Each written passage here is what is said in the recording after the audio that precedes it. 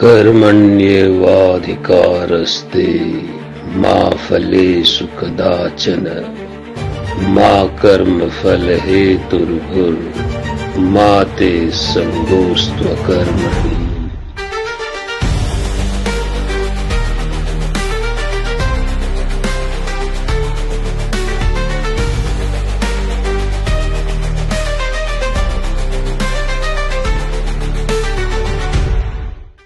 Welcome to Zenith, the voice of India. Our guest this evening is Col Dhiman Bose. He is someone who has generally stayed away from the limelight, typical of his intelligence corps background. In fact, it took a lot of cajoling on our part to get him on board to come and speak out in front of the camera. This is his story, and it's going to be a very fascinating story, I'm sure. Hi, sir. Jai Hind. Welcome to Zenith. Jai Hind. Jai Hind. Rajiv, it's excellent speaking to you, and the way you have asked me to join and share my experience, it's one of its kind. Though this experience is varying from the year 1978 to 1999 till I left the army prematurely. However, the experience gained was by me as an individual was for all irregular operations, that is operations which were not recorded mostly but had to be carried out during my tenure. I had an early schooling in King George's School, Belgaum. Oh, you are a Georgian, sir? I didn't know that. You are a Georgian. Okay, sir. Yes, I am a Georgian. Yes. Oh, great, sir. Yes. So yeah, so after passing out, I had did appear for NDA, but somehow had I would say was not very good in studies, so failed in my 12th standards. It was a compartment, a new subject. Anyway, thereafter I completed my degree and joined Indian Military Academy in 77 July. Having passed out from academy, well, in the academy, I was a academy footballer, athletics, boxing. And having passed out, I was commissioned into the 19th Battalion, the Maratha Light Infantry. Right, sir. It's also known as the Kolhapur Fusiliers, Rajaram Rifles, Kolhapur.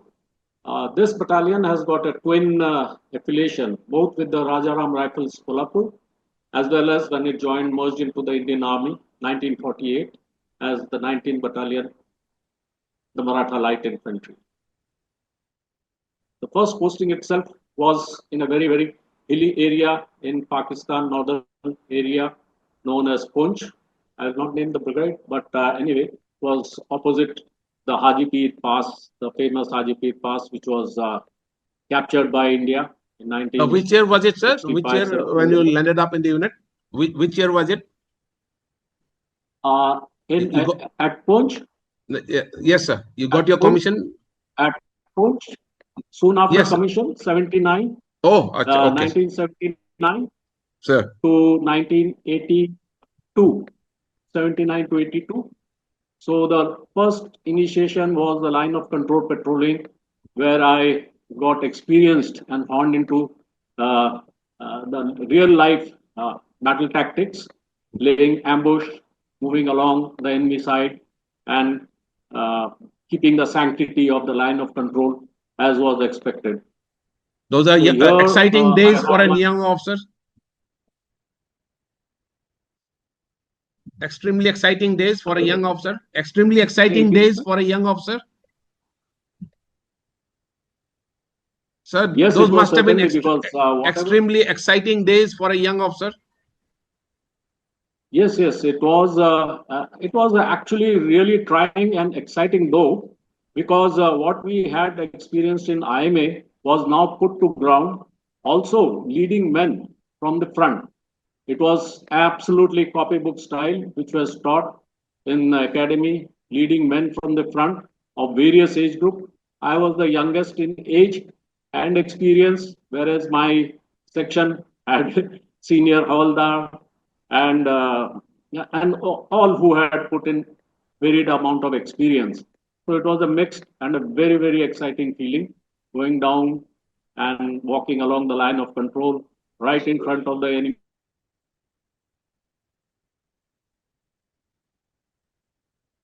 was jeering and shouting fire and all those things. So it was really good. Thereafter the post tenure, we got a posting and moved out to a nice peace location was Babina.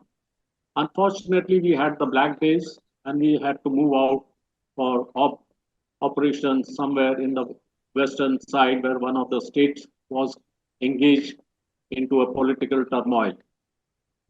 In this area, we operated and we also came in very close contact with our friendly friendly citizens. But somehow, due to the political digression, we had to fend for ourselves. Indian Army was no longer as wanted in that state, but we did operate and brought a semblance of peace. Soon after that,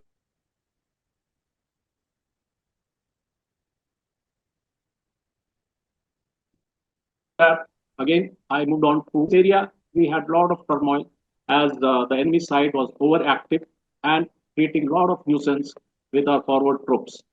They were using high caliber weapons and shooting down, maiming or injuring or actually getting our troops killed. So this was going on for quite some time.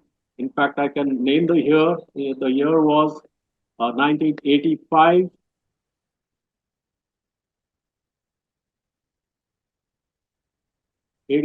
somewhere. And so I was given 1 month leave to visit my family. On soon reaching Tandar base, I was asked to go up to a post which was opposite Kishan Ganga,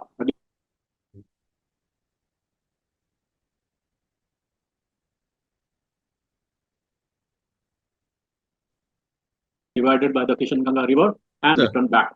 And again in 71, it was returned back to the Pakis across Kishan Ganga. So the Mujahid battalion, which was kept all along this side of Kishan Ganga, and we are overlooking them, but they were more active and firing at will. In one of the occasion, my soldier who was on stand 2 got a splint, and his the left side carotid nerve got damaged. So we did not know because he was faint, and we had to evacuate him. Now, let me to think, how can we stop the enemy from firing at will? Because small little interactions which was taking on, they used to holler and shout that तुम्हारे पास तो कुछ भी नहीं है, हमारा Okay. पास जेब में वो है, ऑर्डर हमारा हुक्म तो दिल्ली से आएगा, you are क्या कहते हैं, you are just puppets of the government. So hearing this taunt now Sir, and then, those days, sorry for interrupting. how Sorry for interrupting. Yeah. But the hands were actually tied as a young officer, as a post commander. What was the authority given to you to fire back in those days? Rajiv, as you know, as post commander, we are having just no authority in peace area. We are there for only that see that there is no intrusion, physical intrusions. We lay ambushes and spots, but as far as will to fire was 000. There was no way one could open fire, and now we were given very limited options. And as company commander, down below orders were also very, very. You could say there was no order to fire at all. Whereas the counterpart across the line, he had the authority to fire upon you. The counterpart. If I cannot name that post, but if you have ever visited, anybody has visited that area across Kishan Ganga Titwal sector, we overlook the Kishan Ganga river from our side, and one of our posts is right bang onto the Kishan Ganga river. So that is also was being targeted very heavily for the last 10 days. It was so severe that the men could not even come out or stand erect. So, I spoke to them online and on the field telephone, ये sir साहब इतने दिनों से तो हम खड़े ही नहीं हुए हैं, हम तो we are in live position for the last 10 days. ओहो, So अच्छा। this guys are firing. One of us stands up and they fire. So that was the situation. Then I decided one day I will also move up and see the situation by myself. So I walked down the slopes. Now the minefield came in between. So we had Sir. to cross the minefield. It was an innovative method. When I saw two dogs which were following, they jumped across those low wire entanglement and went down to the post, to the down below post. And I asked my JCO and one guy who was accompanying me, I said, if the dogs can go, so can we. And the JCO said, no, no, sir, danger. All the mines have been put lower and Sir. tangled. I said, see, you have a dog, like we've got clear imprints of the dog foot over there. We go stepping on those, and I'm sure that we'll be able to reach right onto our post, the shortcut, without coming into the view of the enemy fire or enemy observation. So I led the way, and as sure enough, like the dogs, we also crossed across. Okay. It was a very happy moment that we done it. And but all this was done between us only. It was not been reported by any of the Okay. going upwards or going to Mhm. the adjutant or anybody else. So Okay. this was being carried out by me in my Sir. personal interest. So when I met the GCOs and all, they were all bearded. They had not shaved. They were in pretty bad shape. So we decided that we must do something. Then I asked the guy who was right in front, Sipai, कि how do they react? बोलता है, साहब वो नीचे से सीधा ही गोली मारता है the moment we do a little bit of shuffling. Ah. I said, okay, just give him a shout. Can you give him a shout? He being a very shy Indian soldier, and as we always, bring them out कि दुश्मन के साथ बात नहीं करना और ये Okay. करनी ललकारना नहीं है वो. Sir. So he was quite shy. He did not do anything. So all these are the things which is one can call not unlike what is being trained. So I just picked a rock and that rock went rolling right onto their bunker's head because they're right Okay. below us. Mhm. The moment that rock fell there, this guy came out and he shouted in his Pathani language, "Oh, kya karta hai Hindustani? अच्छा। क्या करता है Hindustani? हाँ? हाँ? Uh, दवाई uh, भेजू, गोली भेजू, दवाई भेजू." mm. So we didn't reply, but I noted his position.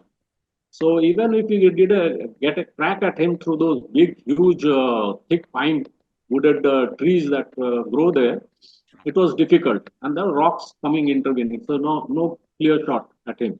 Mm. So I decided now we have to do something. And that night, after that rock thing, these guys opened up very heavily. Okay. So we took position. I said I must make use of this thing. So I were from wherever the guns were spitting fire, like the BMGs and UMGs of theirs. So I was noting the direction with my uh, firstly with the human eye, and then I asked my JCO to get a compass. So Yeah. with that compass, I got the bearings of all those things from where it was happening. In the morning, the whole night was firing. In the morning, we decided to see. I decided to recce that place the binoculars. So of the binoculars, I went all skirted around the post. The post ended, and then there was a gap between the post. Went to the other side. Where the BSF guys were holding on. So they were also awake full night. So and they also gave me a lot of information as to how they drink their Okay. water and other things, how they replenish all the things. Schools were down below. Masjid was down below. So anyway, having seen that, made a plan by myself. I said, we can't fire the first line ammunition. So now we have to go to do what? So I said, we got enough practice ammunition. Okay. I said, okay, but we can't reach there. So requested the BSF guys who was having a MMG. I said, can you lend your MMG for a couple of days? Mhm. They said, no problem, sir. ऐसे ही पड़ा हुआ है, तो आप इस्तेमाल करो. So usually all the posts have got one area where you do the zeroing of your weapon and you Yeah. carry out your, Mhm. those practice, day-to-day practice. So I also constituted that area. I said, okay, we will have firing practice day in and day out. Night firing, day firing, night firing, day firing. So with that practice ammunition, I started making that kind of an event, firing during day, firing during any time, firing during midnight, and all those things. So Was your commanding officer aware it of was this? announced when it was told to them that I'm carrying out a routine, testing of our weapons and all, Okay. because the enemy firing is so much that we should also be alert. So हम लोग का जो those things which we have to train our men and all those things, those exercises कि उसको first class shooter है या sharp shooter है and all those things. So we have to grade each and every guy. Okay. So I said, sir, इनको training कर रहा है हम लोग, because काफी दिन से पड़ा हुआ है weapon. So we got the armorer also up. So armorer also happy, because all this while he was just sitting and having the dal, the famous things which all I think infantry battalion have. Yeah, sir. So he was also busy day in and day night. Under the cover, what I did was, we made from the CTN, we made a belt, a huge belt of 1700 rounds. Oh, acha. So the links joined karte. It took us about 6-7 days to muster the links and make the CTN into belted munition for our MMG. Now, having done that, similarly, we had about 10 LMG of practice rounds, 10 magazines of practice rounds. Now, 1700 rounds was split into 200 into 8 small pieces. But carrying those 8 small pieces also was very, very heavy. I know. Couldn't be lucky. 100 rounds of belted was pretty heavy. So decided, okay, now let's see, test it with the BSF weapon MMG. So we tested the MMG single shot. So it worked well. So the links were good and tested. So now the device plan all over, working out myself alone, because we had the JSU and all. Then ऐसा करना है, to lug this weapon way down so that it is into the onto the enemy side, and we can see the bunkers of there from the other side. That the sun rays come from the east side and the enemy was overlooking, so we had a clear shot of their bunkers early morning, early hours. So the first testers were taken first round next day morning. So it took about 5-6 days actually. Okay, I understand. So on the 6th or 7th day, when I said, okay, now these guys have settled down. Whole night they've been firing. So now they're settled down. They have to go to have their breakfast, chai, and all those things. So I let a small burst of MMG right bang into the plate of the bunker, which was open. Okay. The moment they heard the shot, all the guys ran helter-skelter.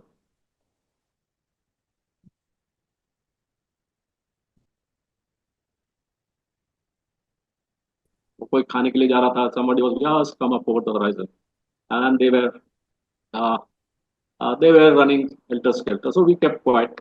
They did not know that the Indian troops have fired, and the neighboring battalion also gave a call. There's fire from the neighboring battalion, which we said कि हमारा वो training चल रहा है, वो दिन में training चल रहा है. So those are the fires. It's got nothing to do with this fire. It may be echoing in the valley. So you guys are Okay. आज से day firing शुरू हो गया है. That is how when we are firing the long range weapon.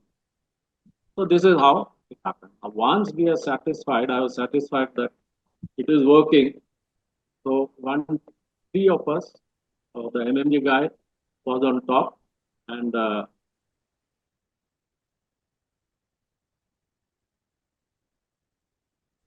two of us. So when here the early morning bus and all those things of the enemy convoy used to come. So we got them, fired at them and all those things, and that's how the revenge was taken.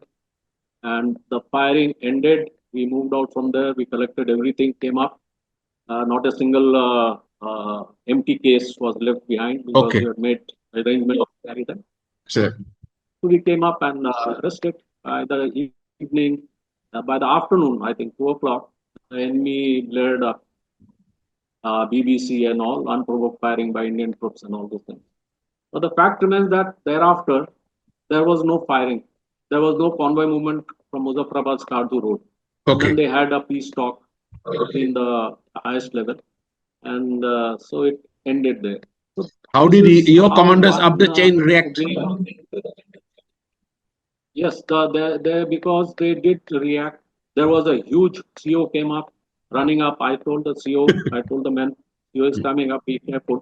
The moment he was coming in the turning, because they did not know how vicious the enemy were. I warned him also that please don't come up because on the there's a bent track. They will fire. The moment he came, the CO was fired upon. So he went back. Anyway, so likewise, the brigade commander, the div commander, the corps commander, the army commander, all of them made a beeline to see which the area.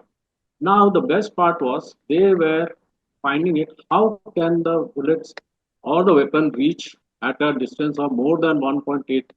What is the this range of our this? So we were almost at 2.2 kilometers area, and the action was done Mm-hmm. almost point blank. Never fired. So the enemy didn't firing and all hello fellows. So I was prepared with all the things. My first line ammunition was intact. My second, my training ammunition, all cases intact. There was nothing. So the weapon which was used was a BSF second barrel, not the main, not the primary barrel. So that was oiled and kept ready for inspection. Even if there is this, the gauge was told by the armorer. Even if they do the gauging test, it was very fit. There was no problem because they'll take the main barrel. So main barrel was not used. It was the spare barrel which was used. So likewise, even the LMG, which was a part of us, the spare barrel had been carried, not the main barrel. So likewise, all this backup was already thought of and done. And a lot of questions were asked. But then one thing I told my troops, I said, if some of you have weak stomach and you cannot digest this kind of questioning by a superior commander, you just tell them that, sir, Major so and so was the post commander. हमें तो कुछ पता नहीं sir, इधर देख लो, पेड़ के ऊपर देखो, इधर आग लगा है, इधर बंकर का हालत ये है. हम तो सर डूबे हुए रहते थे, हमको तो ऑर्डर ही नहीं है फायर करने का. आप जाने और आप उनसे पूछ लो, हमको पता ही नहीं सर क्या हो रहा है क्या नहीं हो रहा है. Because in this operation only four of us were involved. Myself as the company commander, I had a radio operator and two guys, one lugging the sharing with me lugging the MMG and one lugging the LMG with seven magazines. Right. So that was already huge thing. And we were going down almost 2.2 kilometers downhill towards the river Mission Ganga, laying ambush. We got our results back. And we came up also before even they got the whip of it. The entire operation from the first bullet to the last bullet was not more than 15 minutes. That's it. And it was only exfiltration from there. So that's how it was done and sorted out. Nothing was known for many years. They all disround adjutant kept on focusing. क्या हुआ? मैं sir जा ही नहीं सकते sir, है ही नहीं उधर, कैसे जाएंगे हम लोग, तो रास्ता ही नहीं पता. So that is how they were all there. But then after I left, Paki casualties, sir? Paki casualties were 3. It was this because that is what they announced officially. Okay. They announced officially. It came on the BBC because from our end we could not see anything, but we did have the vehicles coming in, so we got them ambushed on the vehicle. Okay. So they gave a casualty list of 3: 1 officer, 2 officer, and 1 driver. Okay. Sipahi sort of a guy. So that was the casualty list officially declared by them. And then the UN guys came in, they took over the entire thing. It was a big event, but I was not involved thereafter. The original company commander who was there, he was brought up. He kept on asking, sir, कुछ पता नहीं कैसे हुआ, क्या नहीं हुआ, हमें तो कुछ पता नहीं, सब कुछ ठीक है. And so I went back to my post, which was again, that company commanders keep rotating. So छुट्टी में चले गए. Thereafter, I had done my intelligence course. Sure. It was very wanted to join the Int Corps. So I appeared for the exam and I passed that exam. Then they gave me posting out order in the same year, 87, October, November.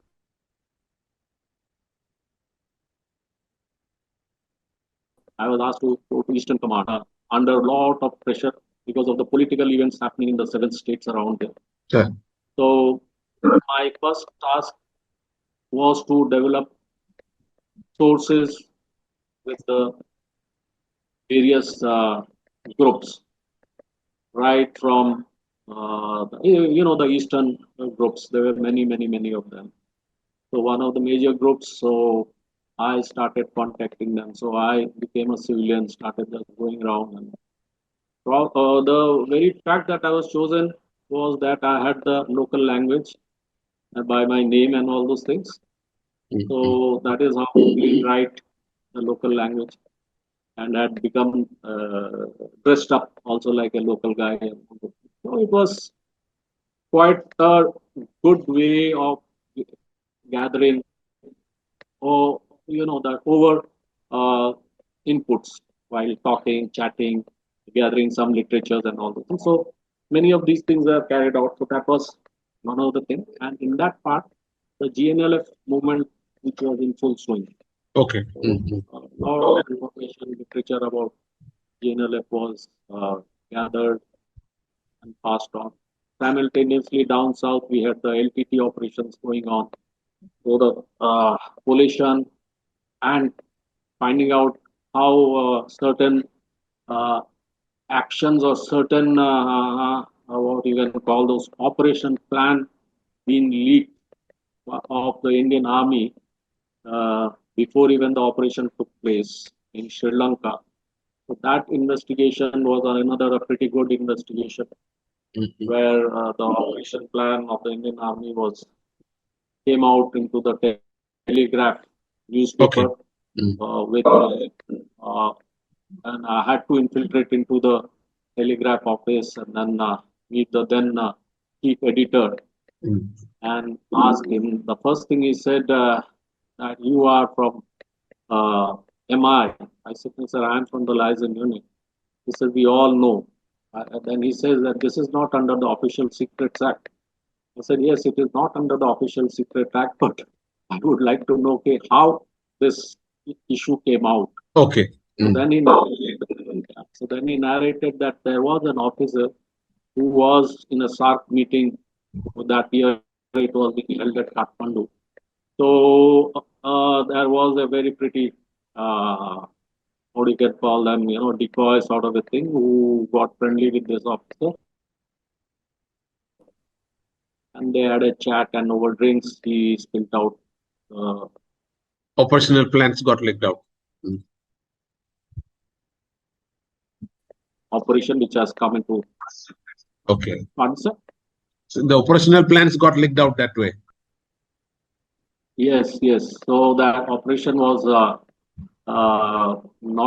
did not take place immediately because a lot of details was given in that. If you happen to grab hold of the Telegraph newspaper, it was their center page. First thing the army headquarters sent out was how did this came out, and I was tasked immediately to go. So I had to make there's no planning and all those things, Rajiv.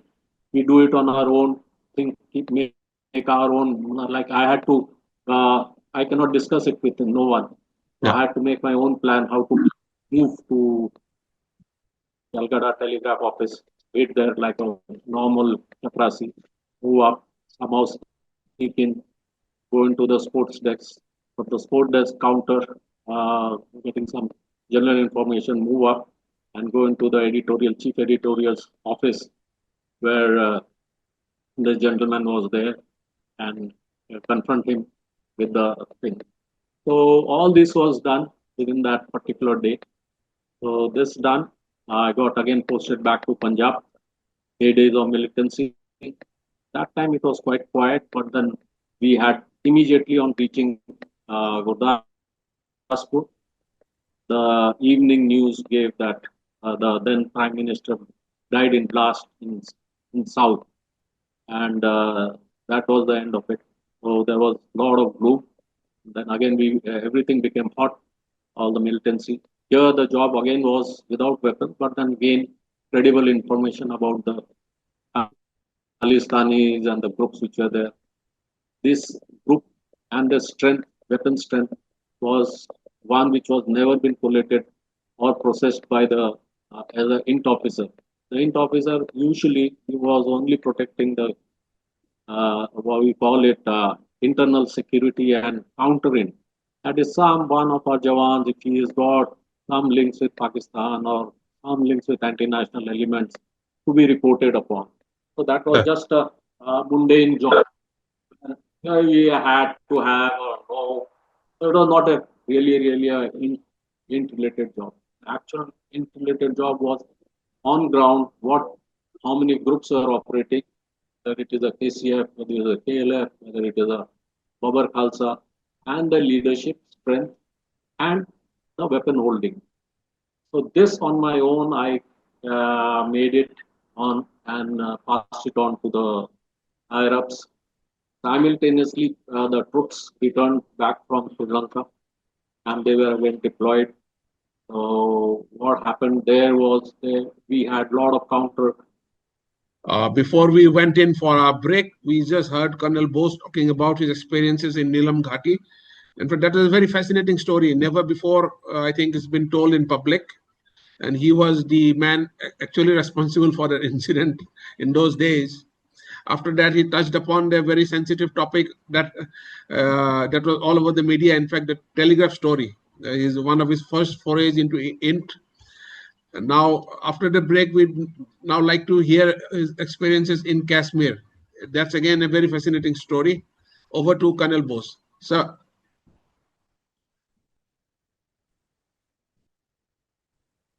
Thank you very much, Rajiv.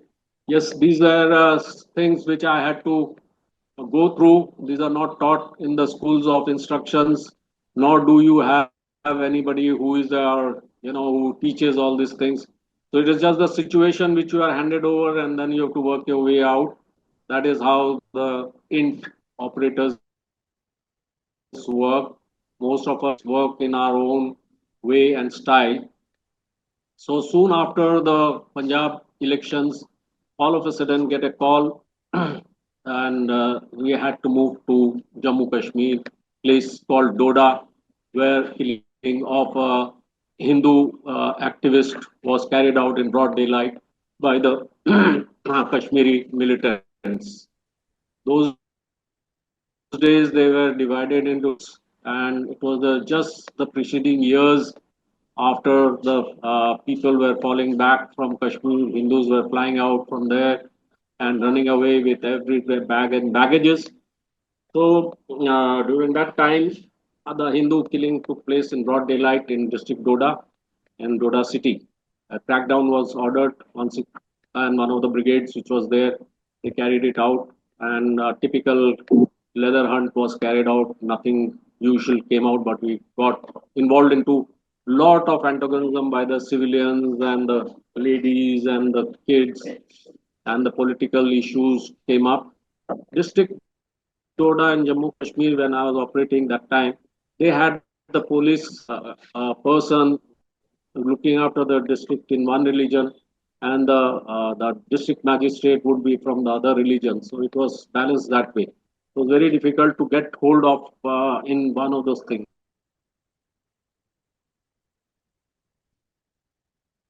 And being army, we were happy not taking.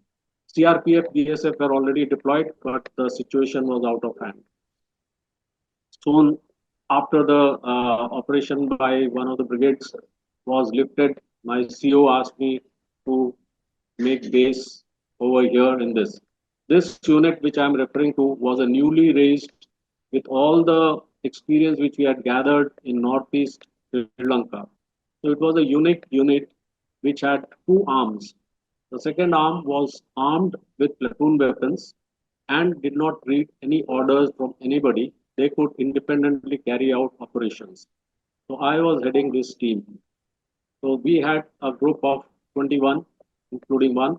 We were three officers headed by me as the commander, and The rest were all NCOs picked up from basically infantry units. Most of us were from infantry units. So it was a proper like a mini Ghatak team which was there.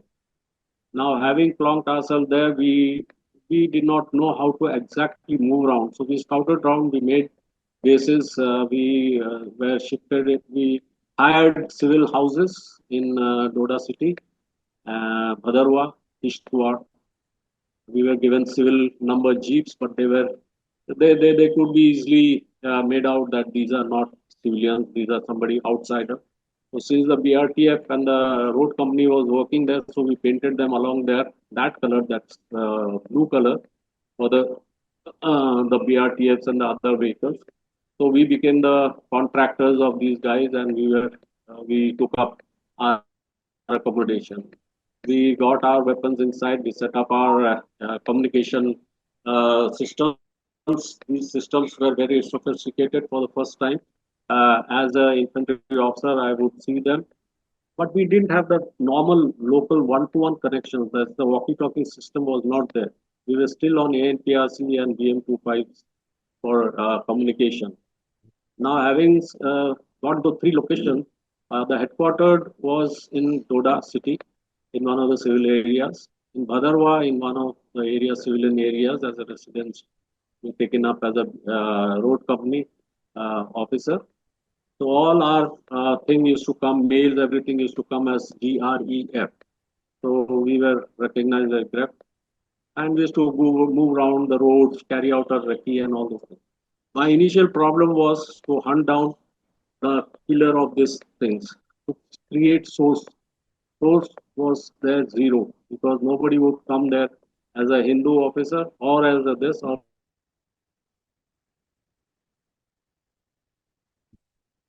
nobody would speak about anything. So I when I met the civil dignitaries and other, so I used to call myself as Raymond, Mr. Raymond or Major Raymond, commanding the GREP unit there.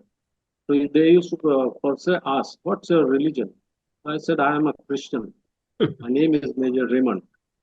So the Muslims used to be very good. Oh, there's a neutral guy who's come, and the Hindus were also good. So they said, "Okay, now there's a neutral guy who is hanging around here and all these things." But our interaction was just for meeting and other things. Slowly, now was gathering of information and this loose cover. This loose cover was very loose and in a divergent manner for information and collection, meeting other people. He says you are from Grep, but why are you interested in knowing what is happening around there? Okay. It was quite in a diverse format. So anyway, slowly what we did was there were certain things these people used to come. Then we said we also do a little bit of liaising with the government of India and the army and all because we have to make roads, other things. So again, a different twist of a cover up, which was also very, very threadbare, deep. So it was carrying on like that. In one of the instances, we picked up one chap who was already as a civilian, and this guy was brutalized by the militants. So he was totally against. His brother, he and his brother had a difference of opinion, and then he got his brother killed by the CRPF around there for anti-national activities. So once he got his brother eliminated, he was thrown out of the village, and he was moving around all over the place. Then we bid for him, my CO bid for him, and to seek basic inputs from there. So he was very, very important to us because he gave us the entire information. He could enter the mosque, he could meet people, he was a local from there, he knew each and every one. And the best part was he knew the voice imprints of the people. Because later on, in during operations over the set and on walkie-talkie, we used to have the voice imprints coming up. Our system would lock on to these voice imprints and record it. So after a while, what I used to do is I used to check these voice imprints and the messages which these guys are passing. These guys used to pass messages over certain page number of the Holy Quran and get out a verse from there. And so they were basic crypto, but then one need to know how to go about it. So the initial stages were breaking their uh, codes were very simple. So it was easy for us to know where exactly this. And so my team, myself, would reach up there. We were very short. We work in buddy pair 1, 2, or 2, 2. That's it. Because we didn't have the other resources. The rest would get involved into your Adam thing because we have to do our own cooking. We have to do everything ourselves. We have to mend our vehicles. We have to do everything all ourselves and to stay like civilians around there, do shopping, everything. So we had no connection with the actual forces which was even posted around that area. So these pinpoint informations and at certain times, this our that thin cover blew up,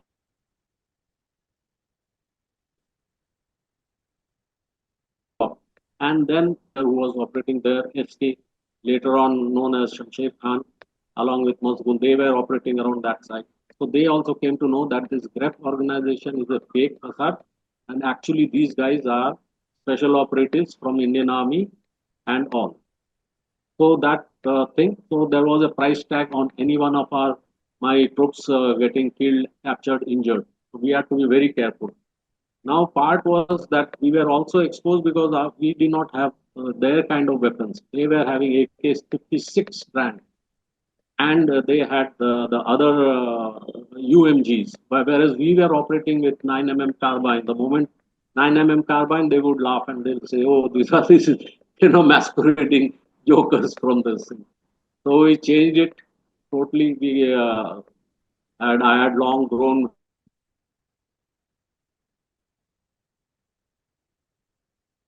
hair, everything. So we were now a different Tanzim by ourselves. We had a guy who could write in Urdu, and we had the capture documents of Hizbul Mujahideen, Al Fateh, then JKLF. All the captured letterheads were there with the name of their commanders. So each time there's something would happen, we used to post this letterhead in the masjid because we had entry to the masjid. We had a guy who could always go paste our posters and remove their original posters and come back. And so differences between the tanzeems, there's to call between say JKHM and Al Jihad would take place, or JKLF and other agency would take place, other organization would take place. So actually, they did not know what was happening. So there was always an infighting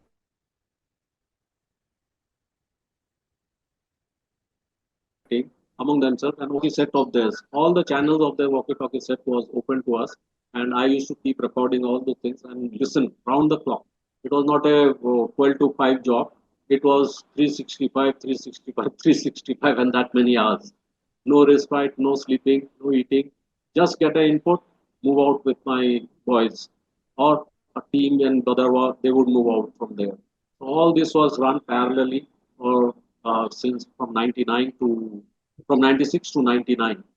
The first breakthrough we got after 3 months, that is 90 days of my taking over in Doda. This was the manhunt of the super senior leader of Jibbu Kashmir, Hizbul Mujahideen. He is or was also the the master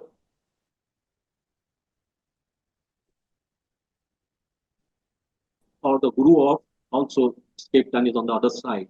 So his name is Abdul Rashid Islai. He was the master of all these guys. He is the biggest Jamaat Islami leader who had gone across to Pakistan, trained himself, and come back at the age of 55 years. At the age of 55 years, he was a gun wielding AK 74. He was carrying AK 74 during that Okay. time when none in our side ever knew about that kind of a weapon. So the operation was planned and a manhunt launched for 14 days. Now, my civilian counterpart, the civilian operator, he knew the tracks and trails, everything. He was given boiled eggs and one walkie-talkie and a captured pistol, Chinese pistol with 6 rounds to track and trail this group. So we came to know, and this group on the 7th day of Rosa had entered into one of the huts where they were resting. They did their early morning namaz and they got out. This guy gave me a shout that they are now moved out. Meantime, Troops X, one of our infantry battalion, led by one of my officer, chased these guys, and in the chase, this militant, sorry, not the gentleman, this wanted terrorist, Rashid Islai, slipped and fell down in a ditch. So they asked me, sir, दुश्मन तो जमीन में गिरा हुआ है, क्या करना है? Shall we bring him alive or whatever it is? I said, nothing doing that, do the spot interrogation and carry on. That's it, because he's a armed guy, don't go near him. First talk with the bullets and then we'll see what can be done later. So that guy was eliminated and we recovered lot of sensitive documents. Basically they were all American crypto literature and the walkie-talkie designs which had burst communications sent out, which we have never seen here. In fact, they had the digital this also, what you can call it, the pager, which I had never seen. For the first time. I saw the pager device. These guys running in this, so we got those things. So this was the first incident which took place with our unconventional method of seeking information. There was no actual on-ground source. The physical source was providing us information. It was just the electronics and the devices which was used. Now, after this, the militants actually broke down. The Tanzim totally got shattered, and they caved in. So Hizbut Mujahideen, and from there, from his literature, from his diary, we got to know everything. How the has been prepared, how they carried out the int appreciation. It was a typical, beautifully written int appreciation of the terrain analysis of the entire area of Jammu Kashmir, right up till Muzaffarabad and all those things. It was a thing. So that captured document, unfortunately, had to be handed over to the troops there by us.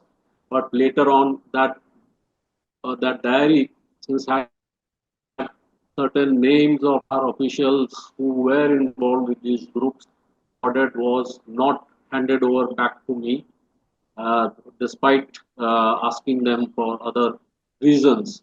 But those names which appeared in the diary were very sensitive, and so those, unfortunately, they had to go back home as their names are cropped up in that. So that is how this episode ended. And then there were certain other features which were all unconventional, which we carried out all by ourselves. Know this, and the best part is that there was no. I'd like to stop you here for a minute. I'm sorry, I'm interrupting your flow of thoughts.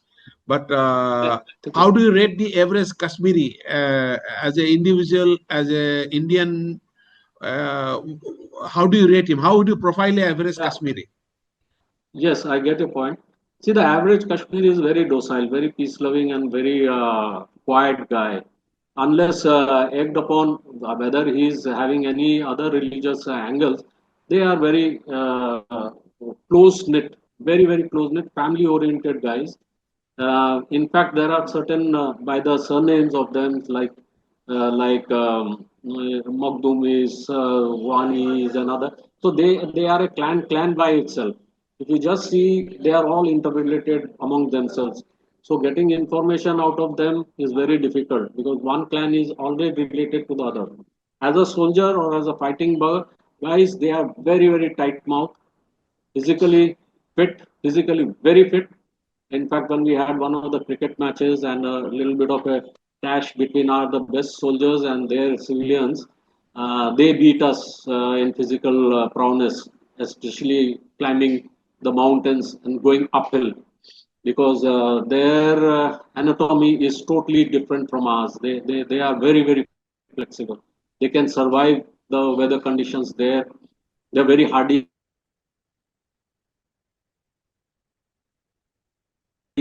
So these for a mountain warfare or for this guerrilla warfare tactics which we employ, and they can survive on the bare minimum of our food stock. They also consume less water than most of us. So for them, survival in those areas is very easy, whereas it is difficult for us who are plainsmen for that. And the knowledge, their IQ level is superb.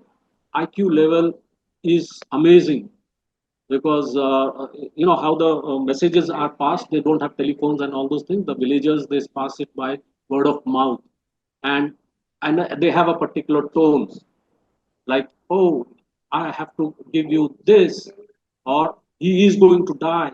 So he carries that tone, and he goes and explains it to the other guy, and then the reply is also sent back in different tone. So the tone and the method in which they have passed the information, that the carrier never changes it. He doesn't change the tone and tune of the message which is forwarded. This I found very incredible. Then they were also very animals, which are such like dogs and all those things. They learn somehow. They have got an idea of the dog barks.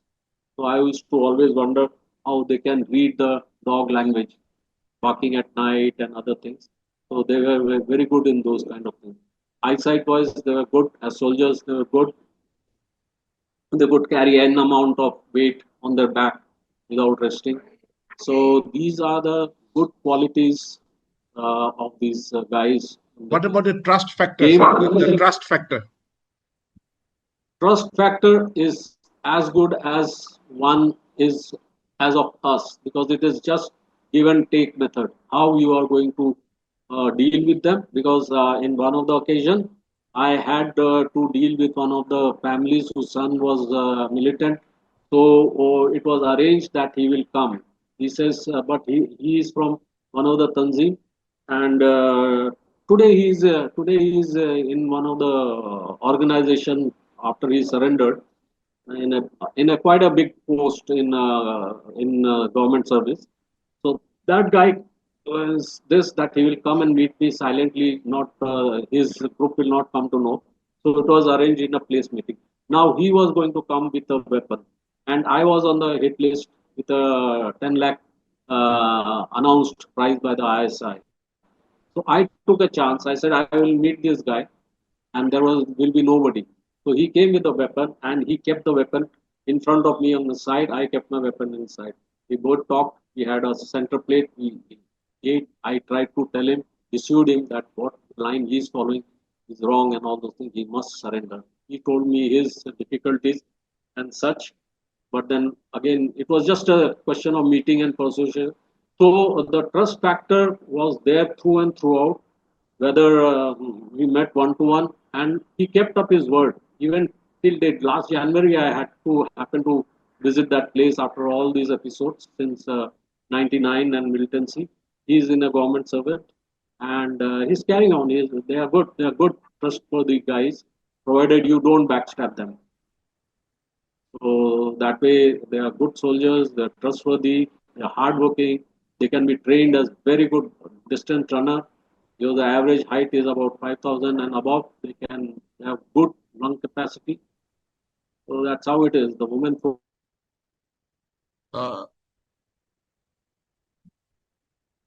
are very, very. Uh, So these are certain good qualities of these guys. in your And view, just sir, to in your opinion, can we as a nation do more for these people to assimilate them sir, more with India? Or are we lagging sir, they somewhere? are. Or where is the gap? I'll just, yeah, I'll just brief it up in such a manner that none of us, like you, me, and us, all others, actually we were not involved with any kind of politics, whether it is in the army or anywhere.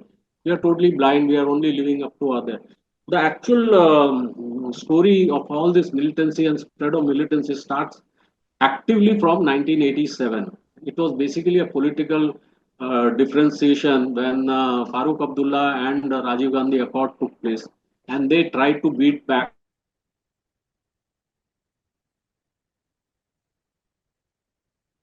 the MUF, whom we are now searching, like Said Salahuddin, then all these chaps, I'm just not able to recollect the name, Alisha Gilani and all those things. They were independent guys, They were fighting elections and they had won the elections during that particular point of time. But they were treated like, badly by their own people. And this accord was the final nail on the coffin, and that is how they decided to all these guys, all these 4, 5 Dar, Gilani, then Syed Salahuddin, they all decided to get back revenge. It is just basically a political revenge where we got embroiled, and our knowledge of politics is so poor that we were only told to eliminate, eliminate, eliminate.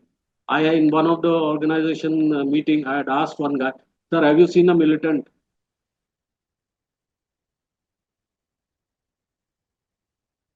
Kashmiri militant?" He says, "No." So he said, "I don't know, I don't care. I just need the guns and the weapons." And so you go in. So these were certain drawbacks which we faced, and we have to eliminate. We have to educate the troops on ground about their language, their ethos, everything, which is always there on paper, but nothing is done on ground because the time duration is so short. It's all about postings and medals. So that is how it's working. As a nation, country has done beautifully.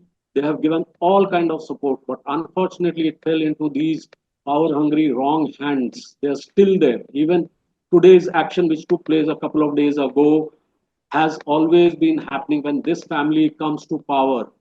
This family comes to power, reiterate everywhere, every time this family has come to in the state, these sort of episodes have taken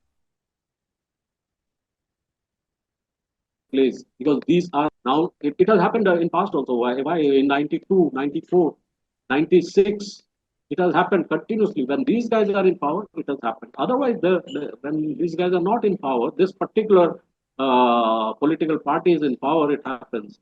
This is my firm conviction. So that is how it is. So we are putting on money on the wrong. We're betting on the wrong horse. That is the whole thing, which I feel even now. And presently, we're seeing the things happening. So The what a country has given conversation we them. had. What a conversation we had. I mean, you come out with such fascinating stories.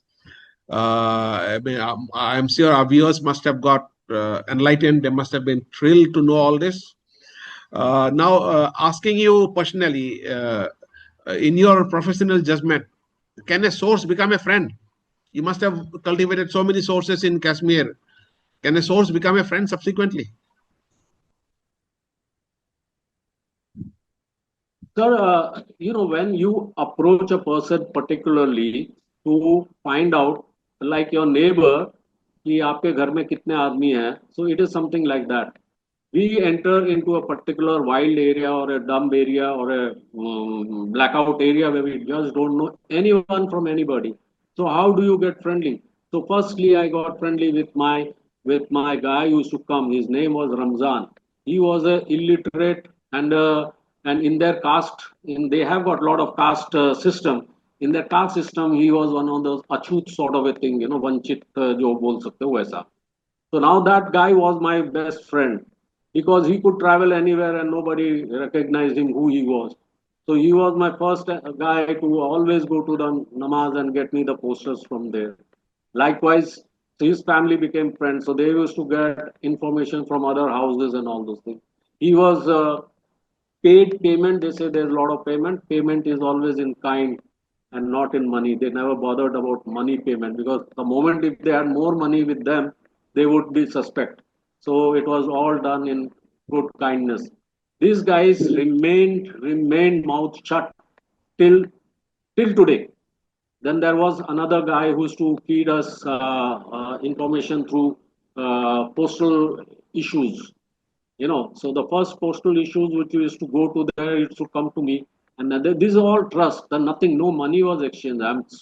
And they still trust me. I am still in touch with all these guys. Yes, they do become friends. They are very good friends, and that's how, unless you backstab them, the best of my enemies who put me and put us into with the human rights guys, they know they now realize that they could not achieve anything. Their freedom was just false drama which was being showed to them. Yes, they still, I did meet them. They are still friendly. We hugged each other. Even the Imam, who was very vehemently opposed, now realizes this. Yes, we do are friends. Yes, we shook hands. We ate together. The Kashmiri food, Kashmiri hospitality. I think yes, one can. And they were never exposed. By the way, Rajiv, they were never exposed I during that understand. point of Yeah. time. Yeah.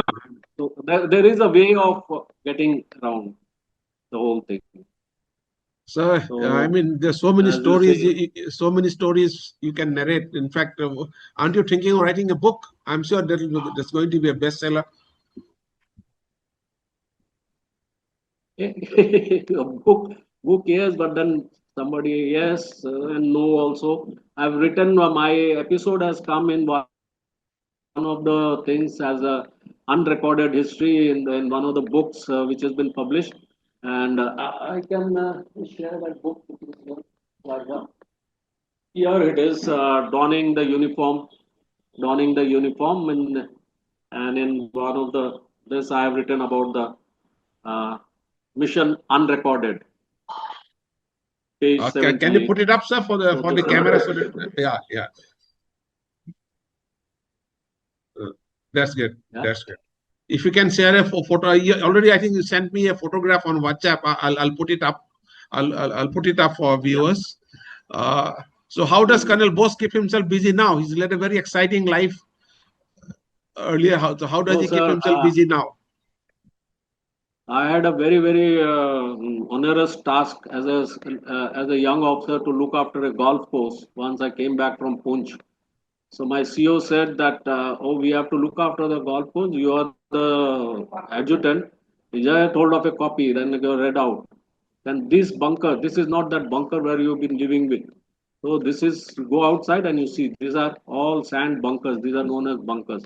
So my golf started sometime very early in 1983, and thereafter sometimes I have to get time, not time, and all.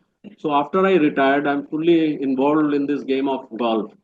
Now this game has taught me the way of life, because you are just managing to hit a simple stationary ball, and it encompasses everything. It encompasses physics, it encompasses nature, agronomy, and social activities, and so it is keeping me busy. So uh, I wanted to know about the rules of golf and how this thing came.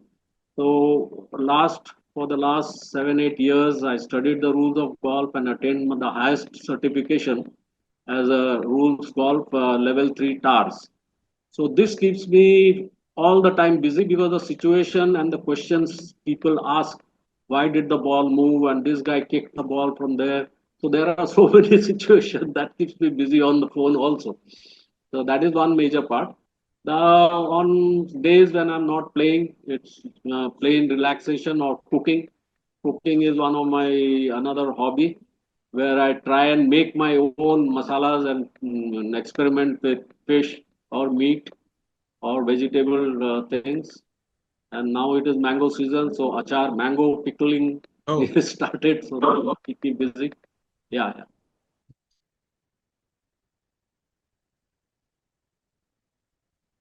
And you helping. saw. My family has got people who look after their household things. So their sons, I've for the last 7 8 years given them everything. Studies. Now they are working. They've grown up. So that's how we spend some amount of my pension amount and all those things. So that's how it's going on. Like, firstly, sir, as a nation, we owe a huge debt of gratitude for people like you who've given so much for our country.